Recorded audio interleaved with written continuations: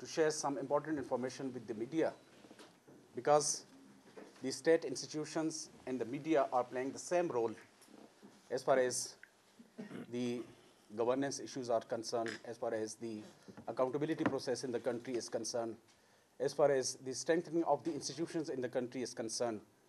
So both are moving on the same direction. Sir, if you don't mind, can you please talk in Urdu?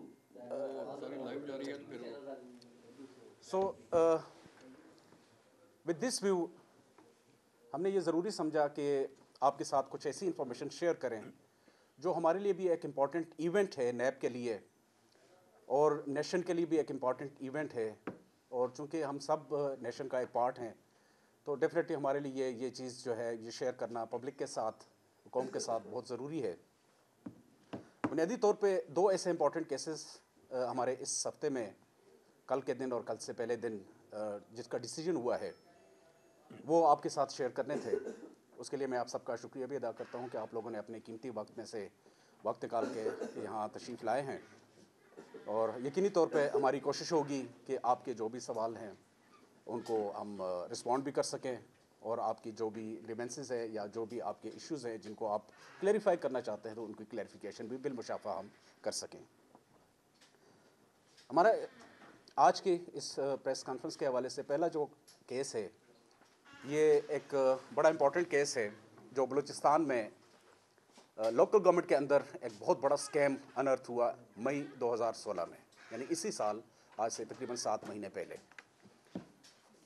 इस case के हवाले से इतना बताना ज़रूरी समझता हूँ कि मई में हमें क्रेडिबल इंफॉर्मेशन मिली कि यहाँ का जो सेक्रेटरी फाइनेंस है वो इन कनामिस विद सम अदर ऑफिशल्स, वो बहुत बड़े पैमाने पे रकम के खुद बुद में मुलविस है, और ये रकम कैश की शक्ल में उस तक पहुंच रही है, और पॉसिबिलिटी ये है कि ये इस रकम को लेके पाकिस्तान से निकलना चाह रहा है।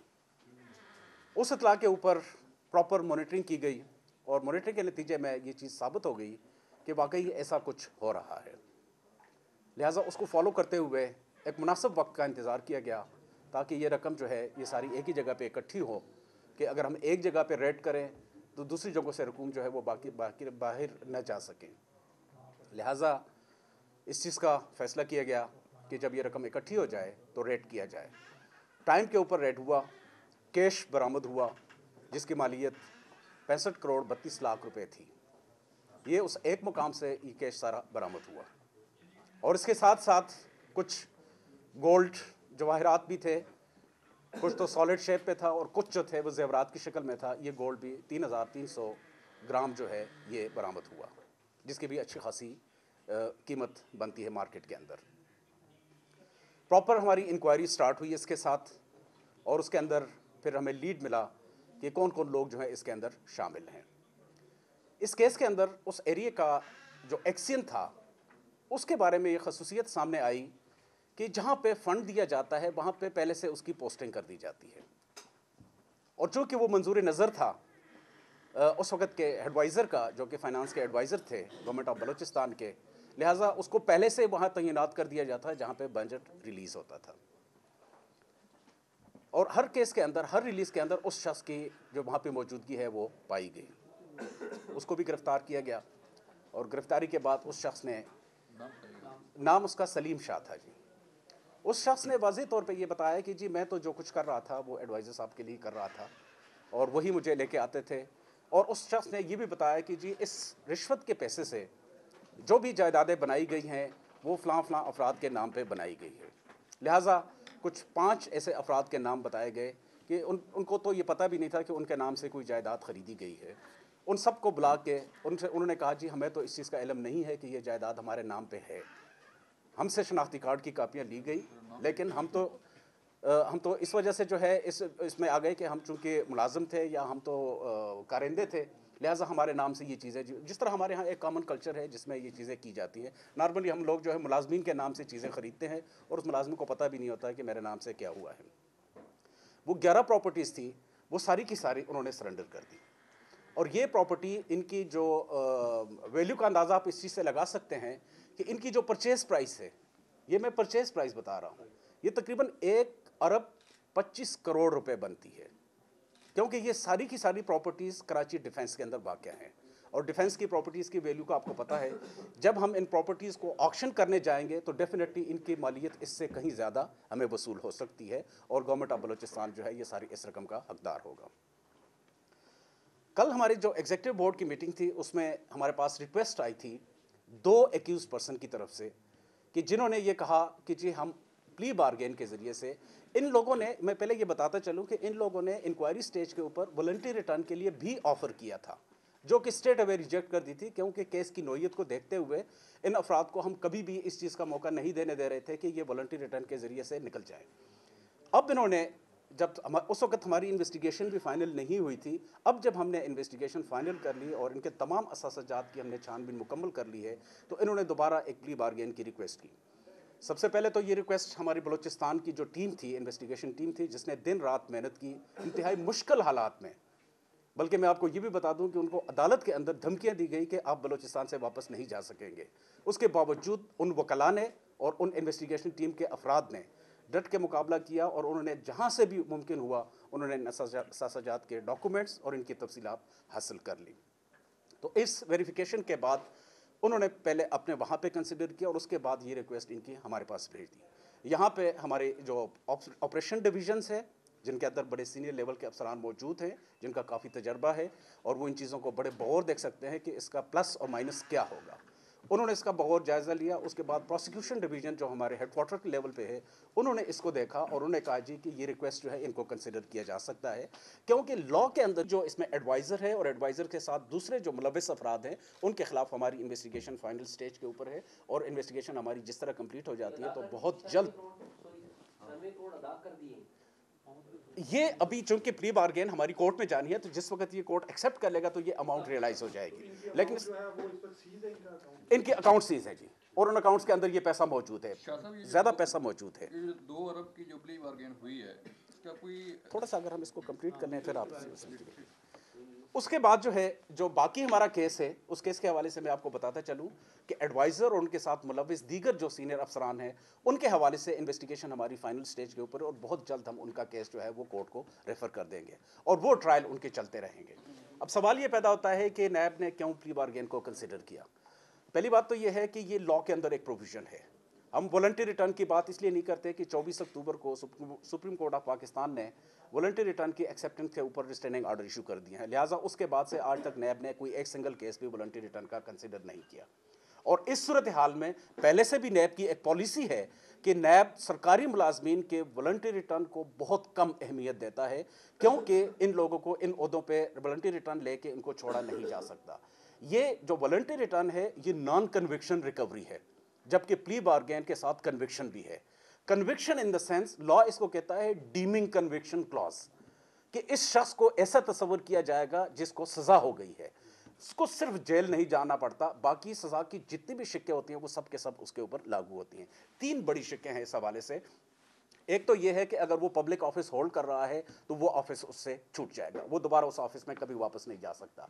10 साल की तो बैन है उसके ऊपर कि वो किसी भी ऑफिस को होल्ड नहीं कर सकता, और 10 साल के बाद उसकी उम्र इतनी हो चुकी होगी कि वो किसी सरकारी मुलाजमत में आ नहीं सकता। ना वो पब्लिक नुमाइंदगी कर सकता है, किसी इलेक्शन में हिस्सा ले सकता है, चाहे वो लोकल गवर्नमेंट हो, चाहे वो प्रोविंशियल हो या फेडरल लेवल पे हो, वो किसी इलेक्शन में उम्मीदवार नहीं बन सकता। और वो किसी भी शेड्यूल्ड बैंक से, जो स्टेट बैंक जिसको कंट्रोल कर रहा है, उससे किसी किस्म का लोन जो है वो नहीं ले सकता, ना अपने नाम पे, ना अपने ख़ानदान के, ना अपनी किसी कंपनी के नाम पे वो लोन लेने का हकदार है, उसको लोन नहीं दिया जाता। क्योंकि ये जो कन्विक्शन होती है ये तमाम इदारों को कन्वे हो जाती है और फिर वो इदारे जो है उसको इम्प्लीमेंट करते हैं। अगर वो नहीं करेंगे तो ये फिर कंटेम्प्ट ऑफ कोर्ट के ज़ुमरे में आती है, चूँकि कन्विक्शन का ऑर्डर कोर्ट पास करता है, वो नैब नहीं करता, वो कोर्ट पास करता है कि ये शख्स जो है ये section 15 of the National Accountability Ordinance के तहत जो है ये कन्विक्टेड है। और एक चीज़ मैं आपके साथ ये भी शेयर करता चलूँ कि अगर कभी आपको इत्तफाक हो तो जिस शख्स ने प्ली बार्गेन की है, स्पेशली जो अहम लोग होते हैं जिन्होंने प्ली बार्गेन की है, अगर आप उनसे कभी आपका वास्ता पड़े तो आप उनकी ज़रा हालत देख लीजिएगा कि वो क्या है, क्योंकि वो शर्म के मारे वो और उनकी फैमिली जो है वो किसी को मुंह दिखाने के लायक नहीं होते। और कई हमारे पास ऐसे केसेस आए हैं जहाँ पे प्ली बार्गेन करने के बाद वो लोग या तो अपना इलाका छोड़ गए, या अगर उनके वसाइल उनको इजाज़त दे तो वो मुल्क ही छोड़ के चले जाते हैं और फिर वो गुमनाम ज़िंदगी गुजारते हैं, क्योंकि उनके आने वाले बच्चे जो हैं उन बच्चों के ऊपर ये इम्पैक्ट होता है कि उनके बच्चे भी किसी सरकारी इदारे में फोर्सेस के अंदर उनको इसलिए नौकरी नहीं दी जाती कि जब वेरिफिकेशन होती है तो वहाँ दिया जाता है कि इसका बाप जो है he was a convicted person. चूँकि कानून की किताब में वो कन्विक्टेड पर्सन होता है, लिहाजा ऐसे लोगों को नौकरियां नहीं दी जा सकती, न दी जाती है। तो वो एक एवर लॉन्ग जो है एक उसके ऊपर इम्पैक्ट होता है, उसकी फैमिली के ऊपर होता है। इस वजह से इसकी बड़ी इंपॉर्टेंस है। ये तो हमारा वो कैसे मीडिया में गया, तो इसको दो तरीके से, कुछ ने बड़ा पॉजिटिवली देखा, कुछ ने नेगेटिवली भी देखा, और कुछ हमारे दोस्त अहबाब जो हैं उन्होंने ये भी कहा कि जी 40 अरब का। तो मैं बताता चलूँ कि total allocation for the local government for the financial year 2014-15 ये 6 अरब रुपया है। अब 6 अरब में से 40 अरब की करप्शन नहीं हो सकती। इस 6 अरब में से 3 अरब रुपया रिलीज हो चुका है 2 सब डिवीजन के लिए, जो इसके सब डिवीजन है। इस 3 अरब रुपए के जो टोटल पैसा गया है, जिसके अंदर कुछ प्रोजेक्ट जो हैं वो तो चले, पार्टली चले या बिल्कुल नहीं चले, उसके अंदर ये पैसा जो अब तक निकला है, क्योंकि ये सिर्फ और सिर्फ करप्शन का पैसा नहीं है या इस एक इवेंट का नहीं है, बल्कि ये ओवर द पीरियड अगर इन लोगों ने कुछ करप्शन की है तो वो प्रॉपर्टीज़ की शक्ल में या एसेट्स की शक्ल में वो आती रही, और चूंकि इन्होंने एसेट सरेंडर कर दिए हैं तो ये एक बहुत बड़ी अचीवमेंट है और एक बहुत बड़ी रिकवरी है नैब की हिस्ट्री में कि एक सरकारी इदारे के हवाले से एक केस के अंदर इतनी बड़ी रकम यकमुश्त वो वसूल की जा रही है। तो ये मैं समझता हूँ कि बहुत इंपॉर्टेंट एस्पेक्ट है जिसको मैं आपके साथ शेयर करना चाह रहा था। So this is all about the one case. दूसरा केस जो आज के हवाले से आपके साथ शेयर करना है, नैब रावलपिंडी ने एक केस इनिशिएट किया था 2014 में, जो कि आपके मेडिसिन्स के प्राइसेस को एक्सॉर्बिटेंट रेट्स के ऊपर बढ़ाने के लिए इकदाम किए गए थे।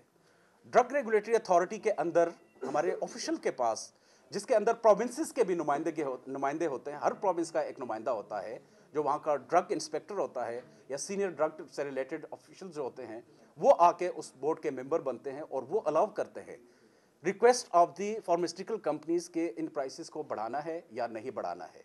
कंपनीज रिक्वेस्ट करती हैं कि हमारे कॉस्ट ऑफ प्रोडक्शन बहुत ज़्यादा हो गई है, इंपोर्ट प्राइस ज़्यादा हो गई है, लिहाजा आप हमें अलाउ करें कि हम अपने मेडिसिन की प्राइसेस जो है वो इंक्रीज़ करें, और उसके लिए वो जस्टिफिकेशन देते हैं। जिस तरह आपने देखा होगा कि नेपरा के अंदर प्राइसेस जब इलेक्ट्रिसिटी की इंक्रीज़ होती है तो वहाँ पे पब्लिक हियरिंग होती है। यहाँ पे बाकायदा एक कमेटी बनती है, एक सब कमेटी होती है और एक मेन कमेटी होती है, जिनका काम ये होता है कि टेक्निकली देखें, कॉस्ट देखें और सारी चीज़ों को देख के फिर फैसला करें कि प्राइसेस कितनी इन्हांस करने की इजाज़त देनी है। इन कंपनीज़ ने तकरीबन 12 कंपनीज़ थी जिन्होंने अप्लाई किया। उनमें से कुछ कंपनीज़ के बड़े जेन्युइन रिक्वेस्ट थे, क्योंकि उनकी प्राइसेस बड़े अरसे से जो है वो इन्हांस नहीं हो रही थी और वो लॉस में थे, और उन्होंने अपनी प्रोडक्ट जो थी वो बंद करने की भी थ्रेट दिया हुआ था कि हम बंद कर देंगे इनकी प्रोडक्शन, क्योंकि मेडिसिन हैं बहुत इंपॉर्टेंट है हम सब के लिए।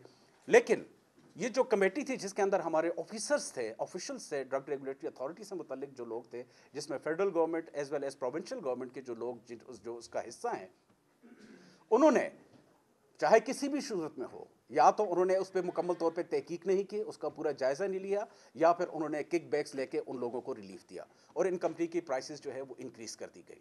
हमने जब इन्वेस्टिगेशन स्टार्ट की तो हमें इनिशियली ये पता चला कि 1 अरब से कुछ ज़्यादा इन कंपनीज़ ने, 12 में से 8 ऐसी कंपनीज़ हैं जिनको बग़ैर मायार के, बग़ैर छानबीन के उनके प्राइसेस को इंक्रीज़ किया गया है, इल्लीगल इंक्रीज़ कर दी गई है। लिहाजा उन कंपनी से जो केस हमारा शुरू हुआ, तो जो हमने उनके जो प्रोडक्ट सेल हुई थी 2012 से लेकर 2014 तक, उसकी जब वैल्यू हमने डिटरमिन की तो पता चला तकरीबन 1 अरब रुपया प्लस उन्होंने कमा लिया है इसमें। और ये पैसा कमाया है कंज्यूमर से, बीमारों से, मरीज़ों से कमाया है, उनकी बीमारी से और उनकी मजबूरी से नाजायज़ फ़ायदा उठाया है।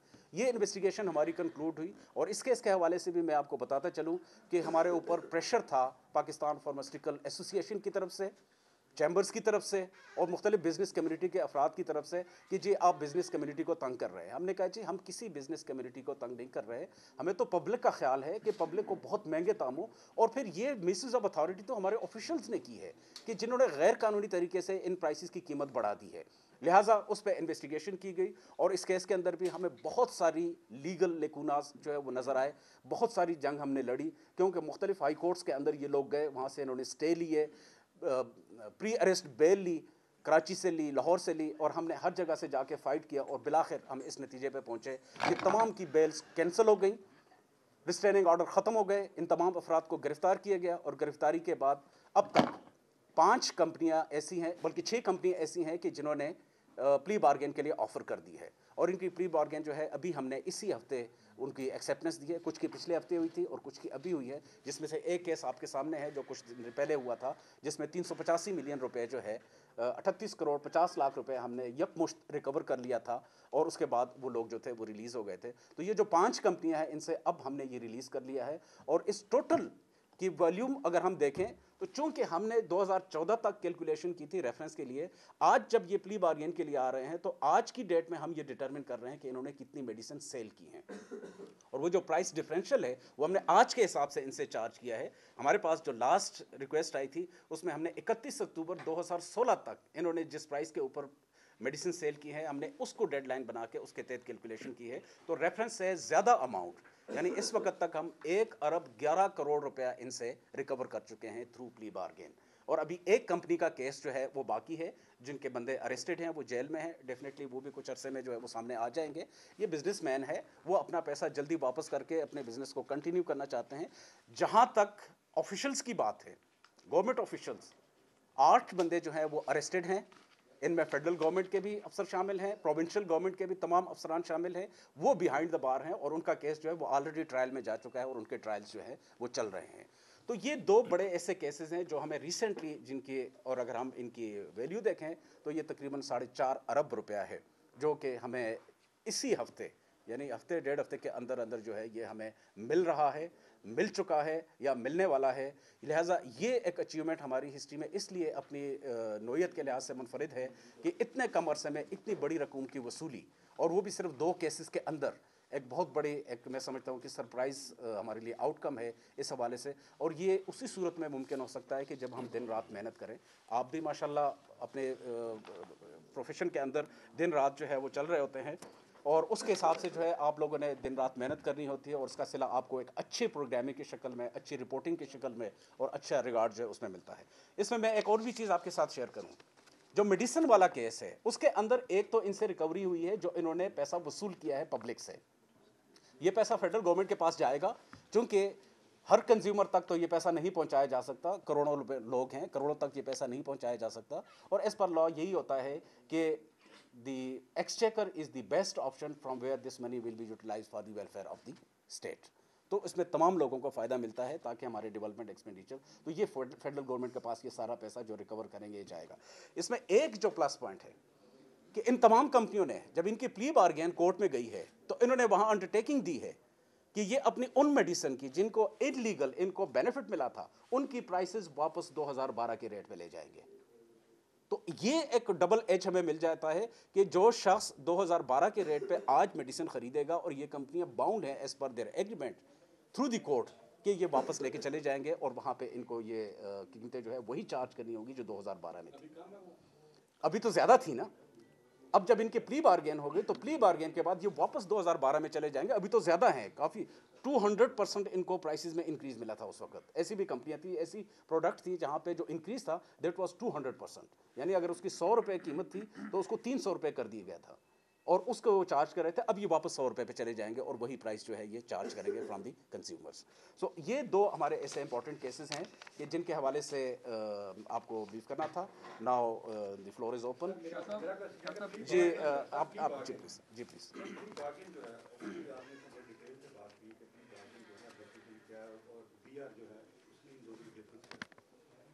एक तो ये है कि आपने अभी कहा कि ये जब ये केस आपने इसको अनर्थ किया, इन्वेस्टिगेशन स्टार्ट हुई, ऑब्वियसली मेरा ख्याल में अगर ये 1 साल पुराना मेडिसिन वाला केस है तो इसमें जब प्ली बार्गेन की आपकी बात सामने आई तो उस मेडिसिन को 2012 से तो वो कह रहे हैं हम कर देंगे, इन बिटवीन उसको उसी वक्त क्यों नहीं उस पर स्टे दिया गया कि उस प्राइस को फौरी तौर पर जब आपके सामने चीज़ आ गई कि ये प्राइस इन्होंने अननेसेसरी इन्होंने फायदा लिया इन कनाइमेंट्स विद द जो टीम थी, ड्रैप की टीम थी, तो उसको उसी वक्त क्यों नहीं उसको उसी वक्त उसको स्टे दिया गया और उस प्राइस को पीछे किया गया।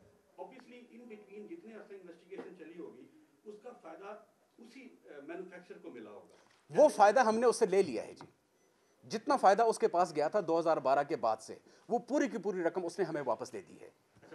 वो उसने दे दी है और वो वापस जाएगा 2000। आपने कहा जी स्टे क्यों नहीं किया गया, देखिए जी स्टे का इख्तियार कोर्ट के पास होता है, वो नैब के पास नहीं होता। नैब प्रोडक्शन रोक सकता है, उनके प्लांट को सीज कर दे, बंद कर दे, और उसके बाद वो दवाई आपको मिले ही ना, तो वो तो कभी भी हम ऐसी पावर एक्सरसाइज नहीं करेंगे। जितना फ़ायदा उनको पिछले 4 साल में हुआ है, वो सारे का सारा हमने इनसे वापस ले लिया है और इनसे कहा है कि आइंदा भी आपको फ़ायदा नहीं मिलेगा, आप वापस चले जाएं 2012 में। दूसरा ये है कि प्ली बार्गेनिंग जो है, इसी में आपने बात की, बहुत सारी रिपोर्ट्स आई हैं, स्पेशली कल के बाद, इससे पहले भी सुप्रीम कोर्ट में भी इस पे बात होती रही है कि पीबी के ऊपर।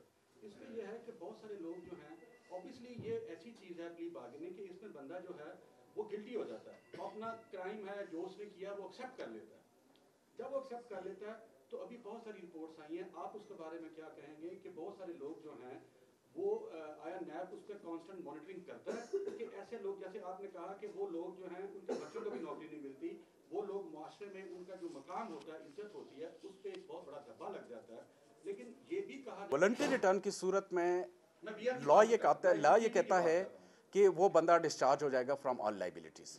उसके बाद जिस तरह अभी honourable Supreme Court of Pakistan ने एक्शन लिया है, वो है only to the extent of voluntary return, not of the plea bargain. PB में भी आप मॉनिटर करते हैं बंदे को कि बंदा किसी जगह जाके रीस्टेट तो देखिए जी, प्ली बार्गेन के अंदर तो तमाम महकमों को इंफॉर्मेशन मिल जाती है कि ये बंदा कन्विक्टेड है और इसके ऊपर ये पीनल कंसिक्वेंसेस है। इलेक्शन कमीशन को हम भेजते हैं, establishment division federal government level पे हम भेजते हैं, प्रोविंशियल गवर्नमेंट के SNGAD जो डिपार्टमेंट्स हैं उन तमाम को हम कन्वे करते हैं, जिस सूबे का वो बंदा होता है उसको, और जिस महकमे में उस बंदे ने जॉब की होती है उस महकमे को हम बताते हैं। साथ में वो कोर्ट ऑर्डर भी भेजते हैं कि ये इस कोर्ट ऑर्डर के तहत ये बंदा कन्विक्टेड है। और हमारे सामने अभी तक एक ऐसा केस आया है जो पेशावर का था कि जहाँ पे प्ली बार्गेन में कन्विक्टेड बंदा कहीं 2-4 साल 6 साल गुजरने के बाद वो आया और उसने महकमे में एप्लीकेशन दे दीजिए कि मुझे तो डिसमिस कर दिया गया है, ये नैब की तरफ से ये ऑर्डर आया था तो मेरा केस जो है वो कंसिडर, उसने महकमे को नहीं बताया। उस दौरान महकमे का सेक्रेटरी भी बदल गया, सारे लोग बदल गए। वहाँ से उसने कंसीलमेंट ऑफ फैक्ट के जरिए से वो शख्स रीइंस्टेट होता है और उसके खिलाफ डिपार्टमेंटल इंक्वायरी होती है और डिपार्टमेंटल इंक्वायरी में उसको क्लियर कर दिया जाता है। और उस इंक्वायरी के अंदर जब हमें पता चलता है, इंफॉर्मेशन तो मिल जाती है या मीडिया की तरफ से या कहीं से भी हमारे पास आ जाती है, हमने फिर चीफ सेक्रेटरी के खिलाफ इंक्वायरी ऑथोराइज कर दी है कि जी आपने इस बंदे को रीइंस्टेट कैसे किया है। उन्होंने आगे स्टेटमेंट दी जी कि मेरे सामने तो कोई ऐसे डॉक्यूमेंट नहीं रखे गए कि ये शख्स कन्विक्टेड है। एक फेडरल गवर्नमेंट कॉमर्स के अंदर एक शख्स था जो कि असिस्टेंट डायरेक्टर था, जो नैब का भी इंप्लाई रहा था, उसने भी यही काम किया। वो अपना केस नीचे लेवल से जीत गया, इसके बावजूद कि उसने प्ली बार्गेन की थी। वो नीचे लेवल से अपना केस जीत गया और वो मैटर जब सुप्रीम कोर्ट में चला गया तो सुप्रीम कोर्ट ने हमें कहा जी अब डॉक्यूमेंट्स लेकर आए। हम जब लेकर आए तो उस शख्स को अब जाके दोबारा वो सज़ा दे दी गई और उससे न सिर्फ ये सज़ा दी गई बल्कि कहा गया कि उसने इस अरसे में जो तनख्वाहें ली है वो 3-4 साल तक सस्पेंडेड रहा, वो भी उसे वापस ले ले। तो ऐसी चीज़ें छुप नहीं सकती। एक मिनट, थोड़ा सा एक इधर से ये फरमाएं कि सेक्रेटरी खजाना जो था वो गिरफ्तार भी हुआ, रकम जो थी वो बरामद भी हो गई, प्रॉपर्टी भी सारी आपने वो अपने कब्जे में ले ली, तो फिर प्ली बार्गेन की जरूरत क्यों पेश आई? सारी चीज़ें आपके पास मौजूद हैं, जो पैसा बरामद हुआ, जो प्रॉपर्टी थी वो सारी आपके पास मौजूद हैं, फिर प्ली बार्गेन जो है उसकी ज़रूरत महसूस क्यों हुई कि एक्सेप्ट कर ली जाए ताकि वो बंदा रिहा हो सके? क्या ये उसको फ़ायदा दिया जा रहा है जो बातें की जा रही हैं? दूसरा, जो 2 अरब की प्ली बार्गेन सर हो रही है उसका कोई एस्टिमेट लगाएगा कि इतनी अमाउंट जो है वो करप्शन की थी, उसके हिसाब से इतने परसेंटेज पे जो है वो बंदा जो है वो जमा कराना चाह रहा है, उसके मुताबिक प्ली बार्गेन की गई? देखिए जी, जहाँ तक करप्शन का एलिमेंट होता है, जब हमने इन लोगों को अरेस्ट किया और इनकी स्टेटमेंट रिकॉर्ड की गई तो वहाँ पे आपको पता है जिस तरह हमारे मुख्तलिफ महकमे हैं जहाँ पे सर्टन परसेंटेज फिक्स की जाती है कि जब कोई कॉन्ट्रैक्ट अवार्ड होता है तो ठेकेदार अपने लिए 10% रखता है, ऊपर लेवल पे अगर एक्सीएन है या सुपरिटेंडिंग इंजीनियर है तो उसको 20% मिलता है, नीचे लेवल पे 10% मिलता है, किसी को 5% मिलता है, यानी ऑलमोस्ट 50% जो है ये आपस में शेयर करते हैं और 50% जो है वो एग्जीक्यूशन की साइड पे खर्च कर देते हैं। यहाँ पे भी इन्होंने बिल्कुल इसी तरह स्टेटमेंट दी कि जी 15% जो है वो एडवाइज़र के लिए हम रखते थे, 10% जो है ये सेक्रेटरी फाइनेंस लेते थे, 10% जो है वो कॉन्ट्रैक्टर को in addition to his own profit वो उसको मिलता था, चूँकि वो बेनामी के तौर पर यूज़ हो रहा था, फ्रंट मैन के तौर पर यूज़ हो रहा था। तो ये वहाँ पर तो कैलकुलेशन है, लेकिन अगर हम उस हिसाब से जाए तो शायद ये रकम बहुत कम बने इनके अगेंस्ट। हमने ये देखा कि चूंकि लॉ हमें ये अलाउ करता है कि कोई भी सरकारी मुलाजम वो जितने एसेट बनाता है वो अपने एसेट को जस्टिफाई करेगा कि ये लीगल, और वो चाहे इस 1 साल में हो चाहे उसकी पूरी कैरियर के अंदर हो। तो अगर वो पूरे कैरियर में भी जस्टिफाई नहीं कर पाता, एक्सप्लेन नहीं कर पाता, तो सारे के सारे एसेट उसको सरेंडर करने पड़ते हैं। जो तो वो जस्टिफाई कर लेता है, जो उसकी इनहेरिटेंस होती है उसके ऊपर तो क्वेश्चन नहीं होता, लेकिन जो उसने खुद बनाए होते हैं एक एक पाई का उसको हिसाब देना पड़ता है कि उसने इतने अरसे में कितनी उसकी इनकम थी और कितने उसने एसेट बना लिए। जो भी एक्सेस एसेट होंगे जो उसके इनकम को जस्टिफाई नहीं कर पाते, वो सारे के सारे उसको सरेंडर करने पड़ते हैं। तो यहाँ पे अगर हम देखें, दूसरा आपने का सवाल था कि जी ये अगर पैसे नैब के पास थे, अगर ये पैसे नैब के पास थे और ये प्रॉपर्टी जो थी ये फ्रोजन थी, ये फ्रोजन रहती till conclusion of the trial, इनको ना हम सेल कर सकते थे ना हम यूटिलाइज कर सकते थे, ये कैश हमारे पास पड़ा रहता अगले 5 साल 7 साल 10 साल तक, जब तक ये ट्रायल होते। ट्रायल के बाद फिर अपील जाती है हाई कोर्ट में, हाई कोर्ट के बाद सुप्रीम कोर्ट में। और हमारे कई ऐसे केसेस हैं जिनके अंदर इनिशियली एक शख्स ने जो ऑफर की फॉर प्ली बार्गेन, हमने रिजेक्ट कर the only because of the reason कि वो लोअर साइड के ऊपर थी। सब्सिक्वेंटली उस बंदे की डेथ हो गई तो अबेट हो जाती हैं सारी प्रोसीडिंग्स, क्योंकि ये क्रिमिनल प्रोसीडिंग है और क्रिमिनल प्रोसीडिंग के अंदर आप उस लाइबिलिटी को उसके नस्लों पे शिफ्ट नहीं कर सकते। वो सिविल की सूरत में तो पॉसिबल है, क्रिमिनल में नहीं हो सकती। With the death of the accused everything is finished. उसके वर्षा उसके जायज़ हकदार बन जाते हैं, they can utilize each and everything whether it is legal और इलीगल। तो ये हमारे पास एक शॉर्टेस्ट पॉसिबल टाइम है कि जिसके अंदर आप रिकवरी कर सकते हैं। और मैक्सिमम मैं आपको ये भी बता दूं, जो कन्विक्शन होती है, मैं आपको एक मिसाल देता हूं। डबल शाह केस में डबल शाह ने प्ली बार्गेन के लिए ऑफर की, हमारे पास जो उसकी लाइबिलिटी थी वो तकरीबन 7 अरब रुपए थी। उसने कहा कि जी मैं 5 अरब रुपए वापस करने के लिए तैयार हूं, ये जो बाकी है, ये जो मेरे पार्टनर थे इन्होंने लिए हैं, ये पैसे मेरे पास नहीं है, आप मेरे साथ सिर्फ 5 अरब की बात करें। हमने टेम्परेरीली कहा कि उसके पास जो जो चीजें हैं उसके हद तक अगर वो हमारे साथ प्ली बार्गेन कर लेता है तो हम इसको पार्टली और बाकी लाइबिलिटी हम दूसरे, लेकिन उसके अंदर भी हमने एक कंडीशन दी थी उसको कि अगर आपके खिलाफ कुछ और लाइबिलिटी साबित हुई तो आप वो भी पे करेंगे।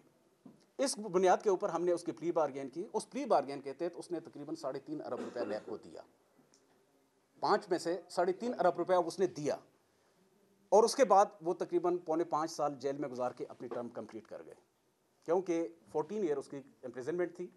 14 ईयर जब डे एंड नाइट को आप काउंट करते हैं और जो बीच में से जो उनको रिलैक्स किया जाता है, मुख्तलिफ कंसेशन मिल जाती हैं, तो उसके बाद तकरीबन 4.5 साल के बाद वो शख्स रिहा हुआ और 1.5 महीने के बाद वो फौत हो गया। हमारे पास वही 3.5 अरब रुपए, अगर ये हम प्ली बार्गेन में रिसीव ना करते तो ये 3.5 अरब भी लोगों को नहीं मिलना था। लिहाजा ये भी एक हमारे पास पॉसिबिलिटी। और फिर दूसरा ये होता है कि अगर ट्रायल होने हैं, ट्रायल के बाद अपील जानी है, उस अपील के अंदर एविडेंस कितना वीक होता है।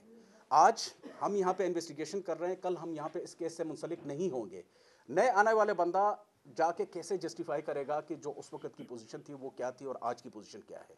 फिर उन लोगों को भी थोड़ा सा लेवरेज मिल जाता है कि वो बहुत आसानी के साथ अपने केसेस को with the passage of time जो है वो प्लीड करना शुरू कर देते हैं। और at the end of the day जो है वो अगर कन्विक्शन हो भी जाती है, कन्फिस्केशन ऑफ प्रॉपर्टी हो भी जाती है, तो उस प्रॉपर्टी की या उस मनी की जो वैल्यू आज है वो कल नहीं होगी। आज अगर हम 65 करोड़ रुपया जो है वो बलूचिस्तान गवर्नमेंट को कैश में देते हैं, उस 65 करोड़ रुपए से आज वो जो कुछ कर सकते हैं, 10 साल के बाद इस 65 करोड़ रुपए से वो कुछ भी नहीं हो सकता, क्योंकि उसकी वैल्यू कुछ नहीं होगी। जी प्लीज़ आप बताएं। बात होती है और जिसके प्रमाणों में बड़ी बात हुई है कि जब भी मैं कोई केस मुकम्मल करती है तो उसकी खास परसेंटेज है जिससे मैं आपकी कंसर्न आपको उसको जाती है। अगर तो वो जाती है, आपने वैसे वजाहत की है कि इसमें 1 रुपया भी आप नहीं ले रहे, लेकिन ये जो टोटल प्रॉपर्टीज है और ये जो टोटल कैश है, इसकी कोई कुछ हिस्सा है जो नैब के पास आ रहा है? क्या प्रॉपर्टीज नैब के नाम होंगी या बलूचिस्तान गवर्नमेंट के पास ही जाएंगी, या जो अमाउंट है कैश की वो ही बलूचिस्तान गवर्नमेंट के पास जाएगी, प्रॉपर्टीज आपके पास जाएंगी? एक तो ये। दूसरा ये है कि जो आपने ड्रग रेगुलेटरी अथॉरिटी के हवाले से जो केस किया है, उसमें आपने बताया कि 6 अरब रुपए का मजमूई तौर पे आप सारा सिलसिला कर रहे हैं।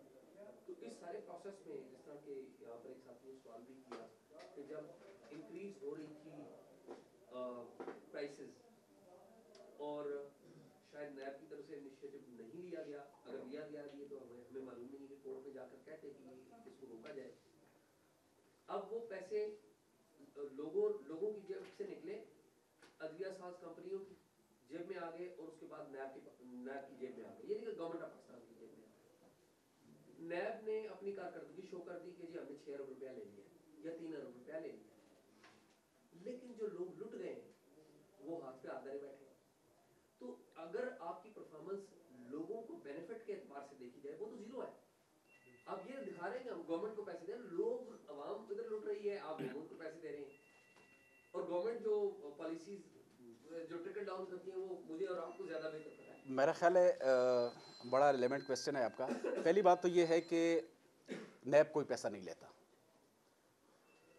नैब के पास कानून के तहत एक प्रोविजन है, लॉ में ये मेंशन है कि गवर्नमेंट जो है वो नैब को सपोर्ट करती है। उसके दो सूरतें हैं, एक तो रेगुलर बजट है, एक बजट सपोर्ट के हवाले से हमें दिया जाता है। ये जितनी रिकवरी हम सिर्फ फेडरल गवर्नमेंट को करते हैं, फेडरल गवर्नमेंट जब ये पैसा अपने अकाउंट में ले लेती है तो हमारे जो बजटरी सपोर्ट में नॉर्मल जो हमें बजट मिलता है, चूंकि वी आर स्पेशलाइज्ड ऑर्गेनाइजेशन, आपको पता है जितनी भी स्पेशलाइज्ड ऑर्गेनाइजेशन होती है उनकी बजटरी रिक्वायरमेंट ज़्यादा होती है।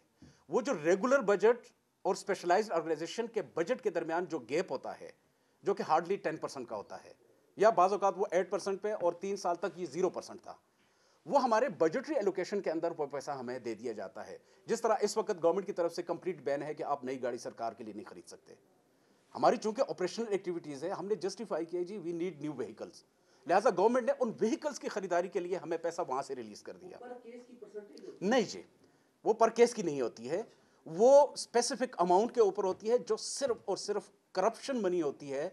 और corruption money in the sense कि ये नहीं पता कि इस शख्स ने किस प्रोजेक्ट में करप्शन की है, इस शख्स ने एसेट बनाए हैं, डिसप्रोपोर्शनेट एसेट हैं, उस हवाले से ये रिकवरी होकर गवर्नमेंट के पास चली गई है। प्रोविंशियल गवर्नमेंट की हद तक नो डिडक्शन। पब्लिक के लिए अब तक सबसे ज़्यादा जो हमने रिकवरी की है, जो पब्लिक को हमने रिलीफ दिया है, उसके अंदर not a single penny has been deducted और deposited in the federal government. वो हम फेडरल गवर्नमेंट को भी नहीं दे रहे, लेकिन जो रिकवरी होती है ये 100% गवर्नमेंट के पास चली जाती है। और उसके बाद जो बजटरी सपोर्ट वो हमारी रिक्वायरमेंट के मुताबिक होता है। हर साल उनको जाके बताना पड़ता है कि जी ये हमारी in addition to the normal budget हमारी रिक्वायरमेंट है, आप इसको मीटअप करें। इसके अंदर कोई ऐसी चीज़ नहीं है जिसका नैब को कोई फ़ायदा हो। फार्मूला होगा ना कि आप बताते होंगे कि देखिए हमने इतने पैसे रिकवर करके जी बिल्कुल जी, मैक्सिमम 10%, मैक्सिमम 10%, यानी कि 10% of the total amount, 10% of the recovered amount in that case, in that case. So it is लेकिन हर केस नहीं है, इसमें हर केस नहीं आता। नहीं, आप ये टोटल रिकवरी में 10% आ गया। मैं ये कर रहा हूँ कि जो पब्लिक मनी जो मनी लूटी गई, प्लंडर की गई, जिसका उससे दूसरे से कोई ताल्लुक नहीं है, उसका हर केस का 10%, उसका 10%। दोस्तों अगर आपके पास 20 केसेस हैं तो हर केस का 10%। जी बिल्कुल ठीक है जी, जी बिल्कुल जी। तो उस एतबार से तो बात वही होगी कि आए तो सप्लीमेंट्री ग्रांट या सप्लीमेंट्री बजट जो हमें इशू करना पड़ता है उसकी ज़रूरत नहीं पड़ती है, बल्कि वो हमारे ही रिकवर की हुई अमाउंट में से हमें सपोर्ट कर लेते हैं। लेकिन उसका भी मैं आपको बताऊं, उसकी यूटिलाइजेशन नहीं, उस बजट की यूटिलाइजेशन वो बिल्कुल नॉर्मल है, बिल्कुल नॉर्मल तरीके से उसका ऑडिट होता है। हर पैसा हमें साबित करना होता है कि कहाँ पे यूटिलाइज हुआ है। ठीक है जी। उसके अंदर से मैं आपको ये भी बता दूं कि नैब ने अपनी बिल्डिंग्स बनाई हैं, अपने बिल्डिंग्स के अंदर रेनोवेशन की है, गाड़ियाँ खरीदी हैं, इस तरह के बाकी इक्विपमेंट्स जो है वो लिए गए हैं। इससे हट के और कोई चीज़ नहीं है, यानी किसी शख्स को कोई फ़ायदा नहीं मिलता। जी प्लीज़। यस, उसमें एक चीज़, एक बेनिफिट होता है डेथ के ऊपर, एज पर रूल जो कि चीफ एग्जीक्यूटिव की तरफ से अप्रूव्ड है। डेथ की सूरत में अगर इन सर्विस किसी हमारे एम्प्लॉइज़ के, अफसर की या किसी स्टाफ की डेथ हो जाती है तो 5 लाख रुपए उसको जो है वो डेथ कंपनसेशन दी जाती है। क्लियर करते हैं कि आईओ की परसेंटेज नहीं है, जो सुना जाता है कि आईओ की परसेंटेज है। वो तो मैं क्लियर कर चुका हूँ। किसी इन्वेस्टिगेशन अफसर को, किसी टीम को कोई पैसा जो है वो एलोकेट नहीं होता। एक मिनट जरा इनको थोड़ा सा कर लो। नैब के सेक्शन 25B के तहत प्री बार गेम की जो अमाउंट है उसको जो डिटरमिन करना है वो चेयरमैन नैब को ऑथराइज करेगा। चेयरमैन नैब उसकी अथॉरिटी है, उसकी डिस्क्रिशन है कि वो इस अमाउंट को डिटरमिन करेगा कि उस मुल्जिम से कितने बिलियन या बिलियन रुपए की प्री बार गेम करनी है। इस केस के अंदर जो 2 अरब रुपए की रकम हमें बताई गई, क्या ये चेयरमैन नैब साहब ने डिटरमिन की है? देखिए जी, चेयरमैन नैब जो हैं उनके पास सारी अथॉरिटी है। चेयरमैन नैब की अथॉरिटी जो है वो एक्सरसाइज होती है through the director generals. Director generals अपने आप को फैसिलिटेट करने के लिए, उस मामले को आगे ले जाने के लिए इन्वेस्टिगेशन टीम कंस्टिट्यूट करते हैं। इन्वेस्टिगेशन टीम का काम होता है फैक्ट फाइंडिंग, डॉक्यूमेंट्स कलेक्ट करना, एविडेंस कलेक्ट करना और उसको सामने लेके आना और अपने सीनियर्स के सामने रख देना। उसकी लीगल वेटिंग लीगल कंसिडरेशन ये लीगल लोगों का काम है। उसके बाद जब डायरेक्टर जनरल के पास ये मैटर आता है तो वो इसको देखते हैं और फिर उसके बाद वहाँ से रेफर कर दिया जाता है चेयरमैन नैब को, ताकि फाइनल अथॉरिटी चेयरमैन नैब के पास है। चेयरमैन अपने आप को सेटिस्फाई करने के लिए उन्होंने यहाँ पे पूरी एक टीम रखी है। ये अमाउंट नैब ने डिटरमाइन की है या अक्यूज ने ऑफर की? नहीं जी, ये अमाउंट हमने डिटरमिन की है। हमने कहा कि ये चीज़ें हैं जिसको आप जस्टिफाई नहीं कर सकते, लिहाजा आपको ये जो एक कॉन्ट्रैक्टर है इसका मैं आपको बता दूं कि उसके पास तो इस वक्त जो उसके अकाउंट के अंदर है 460 मिलियन है टोटल, ठीक है जी। जबकि हमने ये साबित किया कि नहीं, आपके अकाउंट में 960 मिलियन आया है, तो you are liable for payment of 960 million, 460 नहीं है, तो he will have to pay this 960 million. और लास्ट इस 2 बिलियन रुपीस आप- के ऊपर फाइबर प्लस जाएगा सर? आप प्लीज नहीं, प्लीज उनके जरा सर ये दिया जाता है कि जब भी रेफरेंस दायर होता है तो नेब की देखा जाए तो प्रोसिक्यूशन कमजोर नजर आती है। तौकीर सादिक के केस से लेके आसिफ जरदारी के खिलाफ जो 5 रेफरेंसेस थे, 3 में से वो तो बरी हो चुके हैं। क्या समझें कि आपके ऊपर दबाव है या आप इतराफ करते हैं कि आपकी प्रोसिक्यूशन कमजोर? देखिए जी, दो चीज़ें होती हैं। प्रोसिक्यूशन का केस जो है वो सिर्फ इन्वेस्टिगेशन पे या प्रोसिक्यूशन पे डिपेंड नहीं करता। प्रोसिक्यूशन का केस डिफेंस पे भी डिपेंड करता है। प्रोसिक्यूशन का केस आपके विटनेस के ऊपर भी डिपेंड करता है। एक विटनेस ने आपको सारा एविडेंस दिया, वही विटनेस है जिसने कोर्ट में कल आपको सपोर्ट करना है। जब वो आपको सपोर्ट करना छोड़ दे तो आप क्या कर सकते हैं? और फिर आप डिफेंस जो कौंसल हैं आप उनको भी ज़रा देख लें। प्रोसिक्यूशन विटनेस जो प्रोसिक्यूशन है, डेफिनेटली प्रोसिक्यूशन के अंदर विटनेसेस बाज़ औक़ात इसलिए भी आई हैं कि शायद कोई बंदा इतना कैपेबल नहीं था, क्योंकि नैब जब किसी को प्रोसिक्यूटर अपॉइंट करता है तो उसको एक गिवन सैलरी देता है, और उस केस के अंदर जब डिफेंस आता है तो उसको लमसम अमाउंट दी जाती है जो करोड़ों में होती है। तो जहाँ पे एक शख्स को आप 1 लाख रुपए महाना देते हैं और वहाँ पे एक शख्स को एक केस का 25 करोड़ रुपए मिले, तो डेफिनेटली उनके स्टैंड पे फ़र्क तो है, उनकी स्टैंडिंग में फ़र्क तो है, इसमें कोई शक नहीं है। ये आप भी मानते हैं और हम भी मानते हैं। दूसरी चीज़ ये होती है कि चूँकि ये एक प्रोसिक्यूशन एजेंसी है, यहाँ पे आज केस के साथ एक बड़ा अच्छा प्रोसिक्यूटर अटैच कर दिया गया। वो चूँकि कॉन्ट्रेक्चुअल एम्प्लॉय है, कल वो चला गया और एक नया प्रोसिक्यूटर आ गया। वहाँ पे ऐसा नहीं होता। वहाँ पे जिस शख्स ने एक दफ़ा केस ले लिया तो वो पूरे केस को पाए तकमील तक पहुँचाता है। यहाँ पे बीच में ये जो चेंजेस होती हैं जो जिसका डेफिनेटली इम्पैक्ट होता है। लेकिन अब अगर आप मुझे 2-4 केसेस रेफर करेंगे कि जी इनके अंदर एक्विटल हुई है, तो फिर हमारा कन्विक्शन रेशो भी 76 पे पहुँच गया है। यानी आउट ऑफ 100 76 जो है वो कन्विक्ट हो रहे हैं, 24 एक्विट हो रहे हैं। जो वाइट कॉलर क्राइम में, वाइट कॉलर क्राइम के अंदर this is the biggest ever ratio in the world. ये मैं आपको बता दूं। बड़ा नाम है सर, कोई बड़ा नाम है जी व्हाइट कॉलर जो क्राइम के हवाले से 76% जो कमीशन है। जी बिल्कुल जी, बिल्कुल जी। मेरा सवाल ये है कि अब तक कितनी लोगों से जो है वो प्ली बार्गेन हो चुकी है और कितने लोगों ने कितनी रकम जो है वो अब तक जमा करवाई है? और दूसरा ये बता दें कि कितने लोग हैं जो अभी किस्तें जमा नहीं करवा रहे जिन्होंने प्ली बार्गेन की थी, और वो कितने सरकारी मुलाजिम हैं प्ली बार्गेन वाले जिन्होंने नौकरी के लिए दोबारा रुजू किया, पकड़े गए या भी कर रहे हैं? देखिए, मैंने अब आपके साथ अभी शेयर किया 2 ऐसे केसेस मेरे सामने हैं। एक असिस्टेंट डायरेक्टर जो फेडरल गवर्नमेंट का था और एक प्रोविंशियल गवर्नमेंट का अफसर है जो हमारे सामने आ चुका है। बाकी हमारे सामने कोई ऐसी चीज़ नहीं आई, लेकिन जब भी कभी सामने आएगी या आप लेकर आए या आपकी नज़र में कोई ऐसी चीज़ होती है, क्योंकि हम बहुत ज़्यादा चीज़ें जो है हमारी रिलाई करती हैं मीडिया रिपोर्ट्स के ऊपर, और मीडिया रिपोर्ट हमारे लिए एक बहुत बड़ा सतून है, एक बहुत बड़ा सोर्स है जहाँ से हम इंफॉर्मेशन तक हमें पहुँच सकते हैं। क्योंकि एक बंदा अगर लंडी कोतल में कन्विक्ट हो गया और वो वहाँ पर बैठा हुआ है और किसी सरकारी इदारे में दोबारा जाके दाखिल हो गया किसी भी रास्ते से, सारे डॉक्यूमेंट्स फाड़ दिए, किसी को कोई चीज़ नहीं दी उसके बावजूद, लेकिन उसको अगर आप आइडेंटिफाई करें या हमें थ्रू सोर्सेज जो है वो इन्फॉर्मेशन मिल जाती है, तो definitely as per law he can not work in any government organisation. वो कभी भी पब्लिक का नुमाइंदा नहीं बन सकता। कितने लोगों ने की है, कितने बार प्ली बार्गेन हुई? जी बिल्कुल। इस वक्त हमारे पास जो एक मेरे पास रिपोर्ट है 4 साल की, 2012 से लेकर 2016 तक हमारे पास टोटल जो प्ली बार्गेन हुई है ये तकरीबन 6 अरब रुपए की हुई है। 6 अरब रुपए की जी। और इसके अंदर 1216 में ये 2012 से लेके 2000, मैं आपको ये बता रहा हूँ, ये सिर्फ प्ली बार्गेन की मैं आपको बात बता रहा हूँ, जिसमें ये वाली शामिल नहीं है। ये जो 2 केसेस है ये शामिल नहीं है। 2 हफ्ते की सर, ठीक है जी, 4 साल से ज्यादा है ये 4 बिल्कुल जी। और इसके अंदर चूंकि वॉलंटरी रिटर्न का 13 अरब रुपया शामिल है, जो कि 2012 से लेकर 2016 अक्टूबर तक थी। अक्टूबर के बाद से ये बंद हो चुकी है, लिहाजा इसमें 13 अरब रुपए जो है उसके अंदर वो भी शामिल है। टोटल जो हमारी इन 4 सालों की रिकवरी है वो तकरीबन 45.37 अरब रुपया है। 45 ये प्ली बार्गेन और ये दोनों को मिला के हैं जी। प्ली बार्गेन और जी बिल्कुल जी, ये दोनों को मिला के हैं जी। वीआर में 6 अरब रुपए प्ली बार्गेन जी बिल्कुल जी, वीआर में नहीं, प्ली बार्गेन में 6 अरब है और वीआर के अंदर तकरीबन 13 अरब रुपए हैं। और इसमें सर इसके अलावा जो है हमारे पास बैंक लोन होते हैं जिनकी रिकवरी हम करते हैं। बैंक लोन की रिकवरी हमारे पास दो तरह से होती है। एक तो ये होती है कि उसकी रीस्केड्यूलिंग हो जाती है कि बैंक और वो शख्स, और ये भी लॉ के अंदर प्रोविजन है कि वो स्टेट बैंक को अप्लाई करते हैं और स्टेट बैंक वहाँ से अपना चार्टर्ड अकाउंटेंट, बैंक का चार्टर्ड अकाउंटेंट, हमारा एक नुमाइंदा जो है उसके अंदर मेंबर होते हैं और फिर वहाँ से फेडरेशन के भी नुमाइंदे होते हैं जो ये फैसला करते हैं कि नहीं जी ये शख्स डिफ़ॉल्ट के ज़ुमरे में नहीं आता, इसकी मजबूरी थी जिसकी वजह से ये लोन रिटर्न नहीं कर सका, और फिर वहाँ पर वो निगोशिएट करके इस चीज़ के ऊपर आते हैं कि जी हम इसको रीस्केड्यूल कर लेते हैं। रीस्केड्यूलिंग मीन के ये पैसा अब इनके पास रहेगा और ये एक नए एग्रीमेंट के तहत जो है बैंक को लोन वापस करना शुरू कर देगा with the additional amount. Number of person इस वक्त तो मेरे पास फिगर नहीं है, लेकिन हमारी जो टोटल प्री बार्गेन और वॉलंटरी रिटर्न की है और टोटल जो हमारी आज तक की रिकवरी है ये 280 बिलियन को क्रॉस कर चुकी है जी।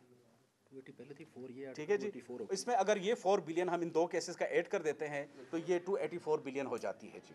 और इसके अंदर जो नंबर ऑफ एक्यूज पर्सन है 917, जो मुझे फिगर मैं याद रख रहा हूँ इसलिए वजह से कि चूंकि डेली मेरे नज़र से वो एक रिपोर्ट गुजरती है, तो 917 बंदे वो हैं जिन्होंने प्ली बार्गेन की है और 2900 ये ओवर द पीरियड जी 917 लोगों ने प्ली बार्गेन की है जी। नहीं जी, ये ओवरऑल है जी, ये ओवरऑल है जी। और तकरीबन 2900 के करीब बंदे हैं। एग्जैक्ट फिगर मैं आपको बता भी सकता हूँ लेकिन इस वक्त मेरे सामने नहीं है, ये तो मैं आपकी डेली रिपोर्ट के बेस पे जो है एक ऐसे अपने आइडिया जो है बता रहा हूँ। 2900 ऐसे अफराद हैं जिन्होंने वॉलंटरी रिटर्न की है। लेकिन एक चीज़ मैं बताता चलूँ कि वॉलंटरी रिटर्न हम उस सूरत में प्रेफर करते हैं जहाँ पे पब्लिक का पैसा डूबा हो, क्योंकि पब्लिक के पास इस चीज़ के लिए उनको क्या ज़रूरत है कि कोई शख्स कन्विक्ट हो या कोई शख्स जो है वो जेल में चला जाए, उनको तो पैसे से मतलब होता है। और वहाँ उस सूरत में हमने वॉलंटरी रिटर्न को जो है वो प्रेफरेंस दी है और वहाँ सबसे ज़्यादा रिकवरी इस सूरत में हुई कि जहाँ पे पब्लिक को रिलीफ दिया गया है और पब्लिक रिलीफ के लिए इस ऑप्शन को एक्सरसाइज किया गया है। गवर्नमेंट के लिए बहुत लिमिटेड, अभी हमने एक लिस्ट भी honourable Supreme Court of Pakistan में सबमिट की है, आप उसमें देख सकते हैं कि उसमें गवर्नमेंट ऑफिशियल की तादाद बहुत कम है। डिफॉल्टर जो है, मैं एक चीज़ आपको ये दूसरी दफ़ा तीसरी दफ़ा ये क्वेश्चन आ रहा है कि डिफॉल्टर जो एक शख्स एक दफ़ा प्री बार्गेन कर ले उसके बाद उसको स्केड्यूल दिया जाता है, उसके तहत उसने 3 महीने के बाद इंस्टॉलमेंट पे करनी होती है। अगर वो 3 से 6 महीने पे चला जाए तो उसकी प्री बार्गेन कैंसिल हो जाती है और कैंसलेशन के बाद अगर उसकी कन्विक्शन होती है तो फिर हम land revenue as arrear of land revenue मुतलका हुकाम के जरिए से उसकी रिकवरी करते हैं। वो हम डीसी को लिख देते हैं थ्रू कोर्ट ऑर्डर के साथ कि जी आप इस बंदे के असासों को बेच के रिकवरी कर लें। और अगर उसकी कन्विक्शन नहीं हुई अभी और उसने डिफॉल्ट कर दिया तो उसका केस वहीं से स्टार्ट हो जाता है जहां पे रुका हुआ होता है।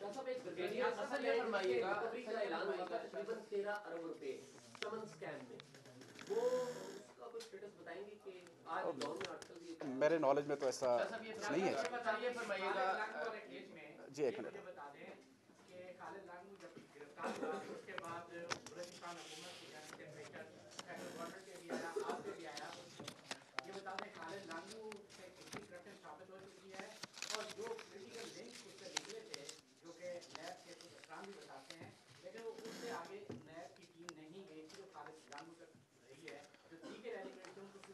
देखें जी, खालिद लांगू के हवाले से भी अगर मैं आपको हकीकत बता दूं, डायरेक्ट उसके हाथ में कोई कैश नहीं गया, बेनामी के जरिए से उस तक ये सारे वसाइल पहुंचे हैं।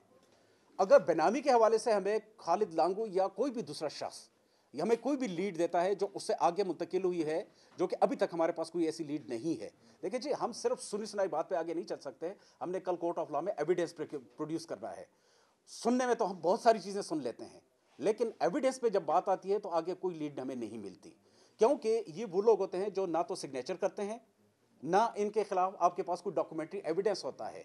हाँ, अगर कोई शख्स आके डिपोज करता है, अब अगर ये मुश्ताक रईसानी हमारे सामने डिपोज करता है जी कि मैं 15% जो है वो खालिद लांगू को देता था, इसकी स्टेटमेंट को हम एज एविडेंस कोर्ट में नहीं लेके जा सकते क्योंकि ये खुद एक्यूज्ड है और ये कन्विक्टेड है। Convicted person can not be considered as prosecution witness for the trial of against any other person. हमें तो इंडिपेंडेंट विटनेस चाहिए होता है जो आके थ्रू एविडेंस या ऑरल स्टेटमेंट के जरिए से वो ये साबित कर सके कि ये चीज़ है। लांगू तक तो ये चीज़ एस्टेब्लिश है, उससे आगे कोई चीज़ एस्टेब्लिश नहीं है। अभी तक जो हमारी इन्वेस्टिगेशन है उसके अंदर कोई ऐसी चीज़ है। एक आपकी तरफ से कोई क्वेश्चन आप कर रहे थे जी।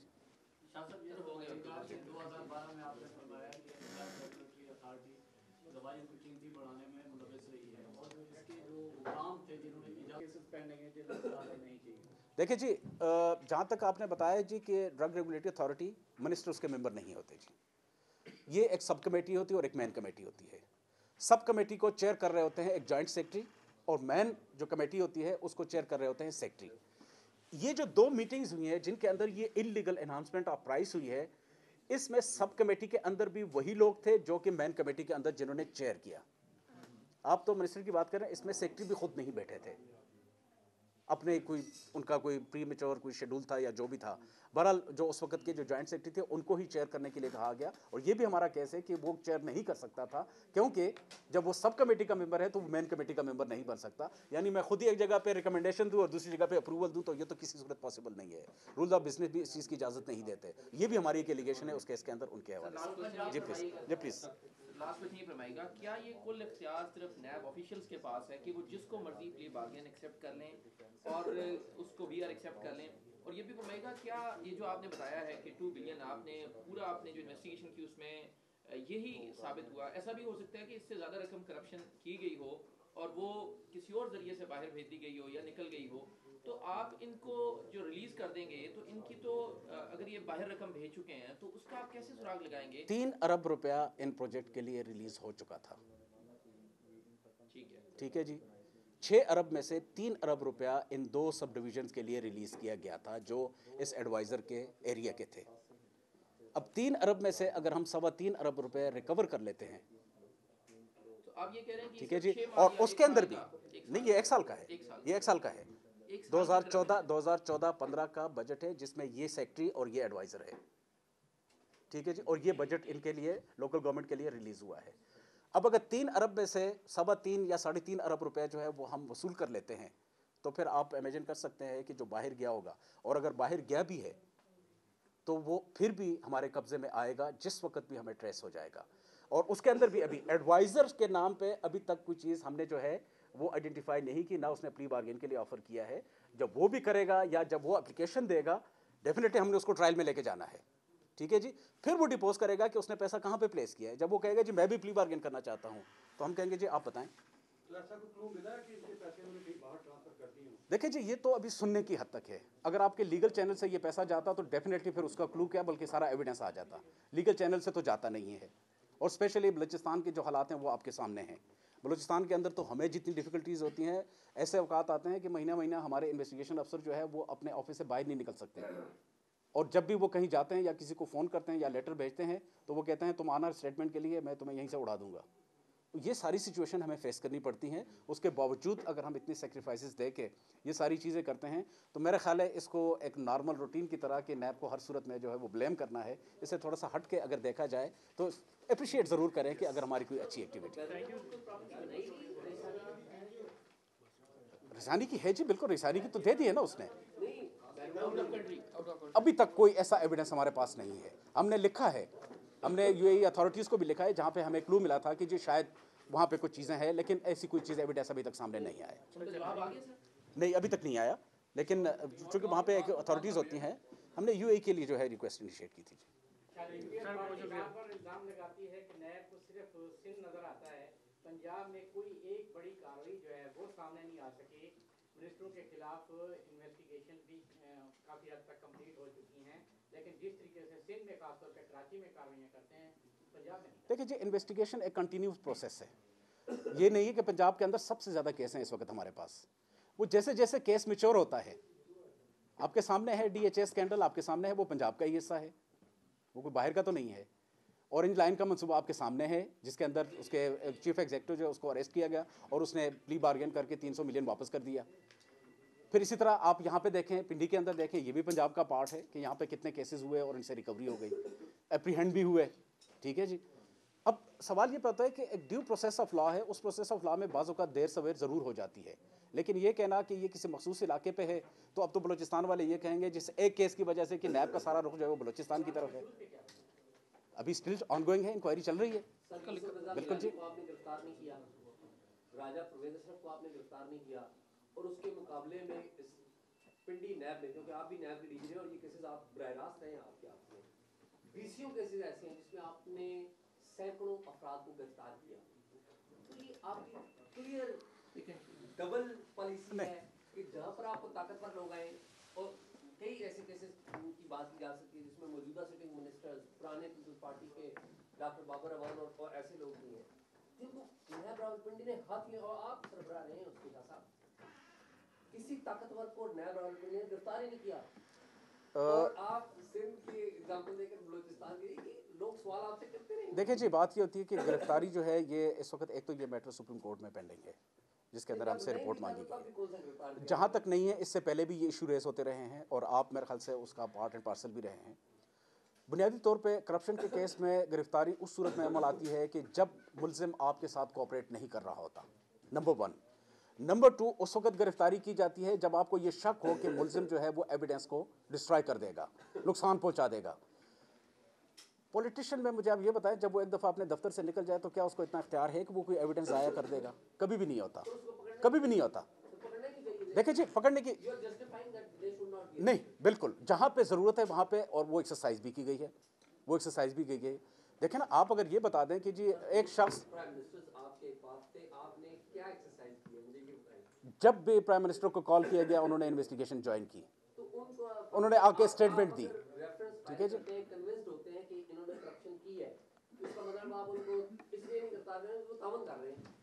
नहीं जी, देखें एक चीज़ मैं आपको बताऊं, मुझे सिर्फ ये बता दें कि अगर मुझे कोई लो लेवल का ऑफिशियल जो उनके अंडर काम कर रहा होता है, मिनिस्टर के अंडर काम कर रहा है, प्राइम मिनिस्टर के अंडर काम कर रहा है, अगर वो शख्स मुझे ये बता दे कि ये सारी इलीगल गेन जो है ये पीएम तक गई है या ये मिनिस्टर तक गई है, फिर तो कोई वजह नहीं है। लेकिन सिर्फ चूंकि वो मिनिस्टर था, उसकी रिस्पॉन्सिबिलिटी थी कि वो इंश्योर करता है इस चीज़ को। तो मेरा अपना ख्याल ये है कि मैं अगर नैब के अंदर बैठा हूँ तो ज़्यादा कसूर मेरा है, लॉ मिनिस्टर का नहीं है, क्योंकि नैब के अंदर उसने मुझे एक अथॉरिटी दी है।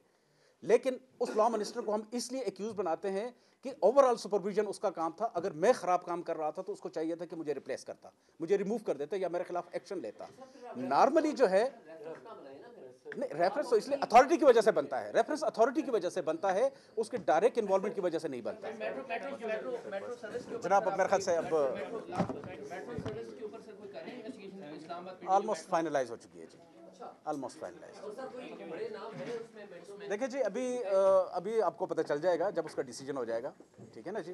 तो इस वक्त मेरे सामने कोई चीज़ नहीं है, और चूंकि हम इस वक्त 2 केस पे डिस्कशन कर रहे थे तो मेरे ख्याल है काफ़ी डिस्कशन हो गई। So thank you very much जी, once again thank you ji.